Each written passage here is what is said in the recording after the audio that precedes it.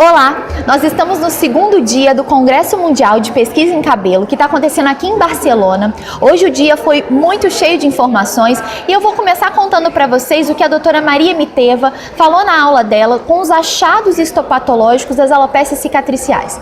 Uma mensagem muito interessante que eu gostaria de passar para vocês é que infiltrado inflamatório linfocítico não significa líquen plano pilar. A gente sabe que na alopecia androgenética a gente também pode encontrar esse tipo de infiltrado inflamatório, só que ele acontece mais na região do infundíbulo, a região mais superficial do folículo. Enquanto que nas alopécias cicatriciais, tipo líquen plano pilar, a gente encontra esse infiltrado linfocítico ali na região do bulge, que é a região das células tronco ali do folículo. No segundo momento, a gente teve então a aula da doutora Ângela Cristiano, que a gente sabe que estuda os aspectos genéticos das alopécias, principalmente a alopecia areata. Ela então estudou os aspectos genéticos da alopecia cicatricial centrífuga, do líquen plano pilar, da alopecia fibrosante frontal, e ela viu achados genéticos semelhantes entre elas e um aumento importante dos mastócitos nessas doenças. Então ela mostra que apesar dessa semelhança, desses aspectos genéticos, desses aspectos morfológicos,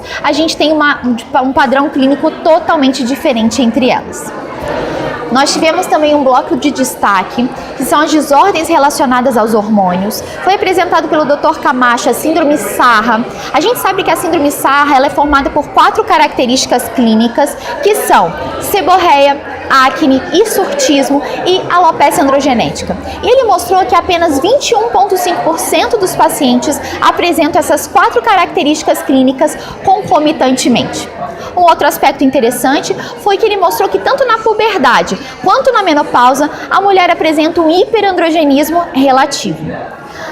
A Blumen Petavi, uma médica de grande destaque, uma grande expert nessa parte da tricologia, ela mostrou pra gente um pouquinho sobre a alopecia androgenética padrão feminino, e ela mostrou que, diferente do que acontece com o homem, os androgênios não são o único fator ali desencadeador desse tipo de alopecia. Então ela mostrou que o peso dos androgênios é muito menor na mulher, e isso justificaria então as diferentes respostas ao tratamento que a gente vê principalmente na mulher. O outro bloco que eu gostaria de mostrar para vocês, de falar para vocês, é sobre o bloco da tricoscopia, comandada pela doutora Antonella Toshi. Então foi um bloco que ele visou dar dicas de como a gente fazer tricoscopia.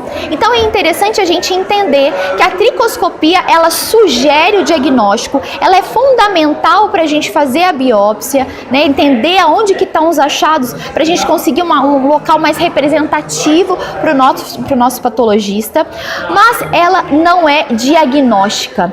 E um exemplo disso é, por exemplo, os black dots, que são encontrados tanto na alopecia areata, como na tricotilomania, como na celulite dissecante. Então, encontrando um black dot, a gente não faz um diagnóstico, mas a união dos achados clínicos, dos achados tricoscópicos e, quem sabe, se for necessário, dos achados anatomopatológicos, unindo essas 3 características, a gente chegaria, então, ao diagnóstico.